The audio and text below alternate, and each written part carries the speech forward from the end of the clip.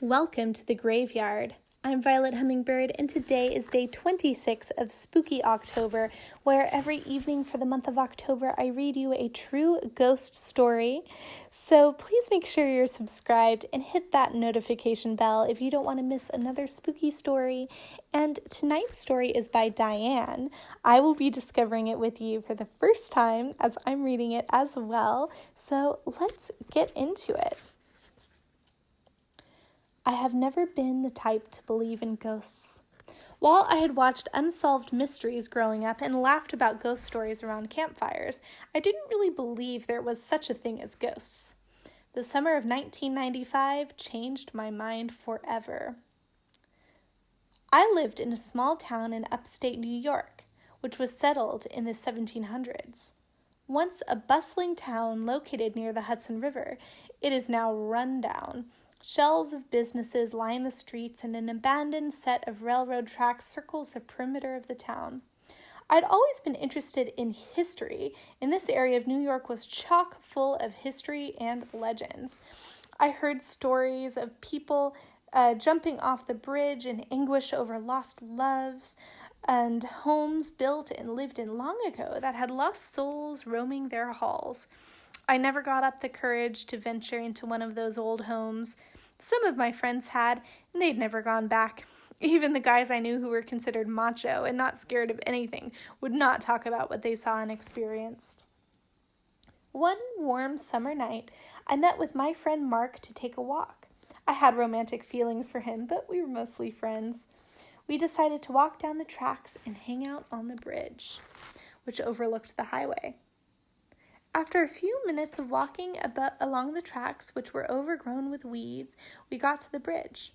We talked and playfully teased each other as we watched the sunset. On one side of the bridge was a thick clump of trees, and the other was the direction we'd walked from. We hadn't walked as far as the woods, and we didn't know what was down there. This area was very isolated, though. We didn't notice anyone around and thought we were alone. Around 10 p.m., we noticed a faint light coming from the trees. We stared at it and assumed it was a flashlight and other people were coming up to the bridge. We looked harder as it grew bigger and started to take on a shape from the bottom up. A pair of feet began to take form from the bottom of a dress.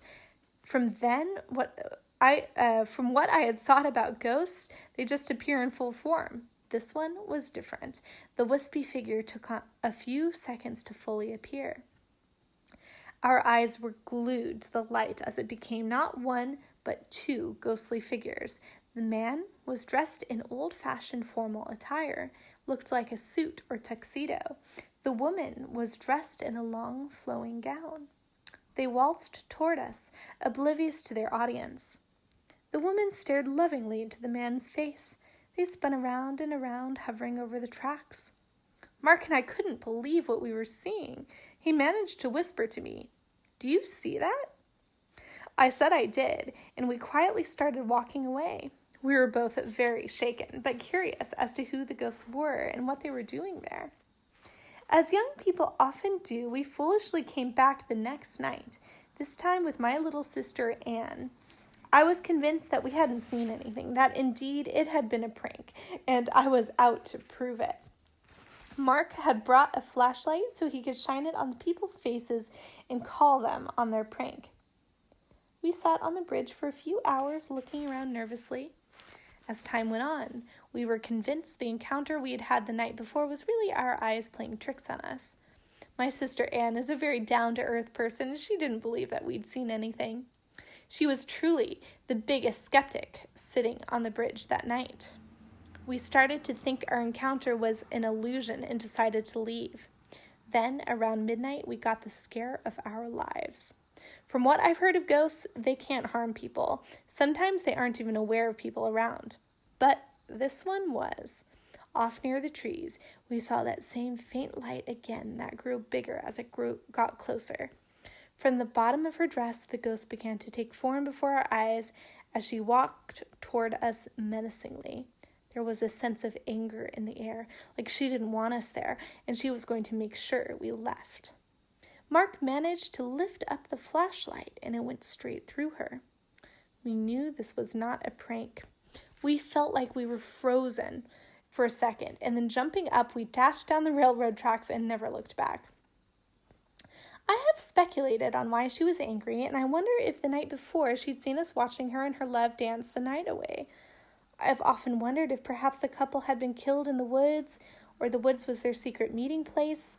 From the clothing they had been wearing, I guessed they'd lived back in the 1700s or 1800s, a time when life was more proper and there were rules to be followed. The woods were the perfect place for a young couple to spend time together without being watched over by overprotective parents. Or if they had met a more sinister fate, that would explain the female ghost's anger. The one thing that was still puzzling to me was why she came after us the second night. The first night we'd watched them dancing, but soon after left. The second night she was angry and came after us. All I know is we never went back to that bridge. We didn't want to risk the wrath of an angry entity, whether she could hurt us or not. Her scaring us was enough. We decided some things are better left alone.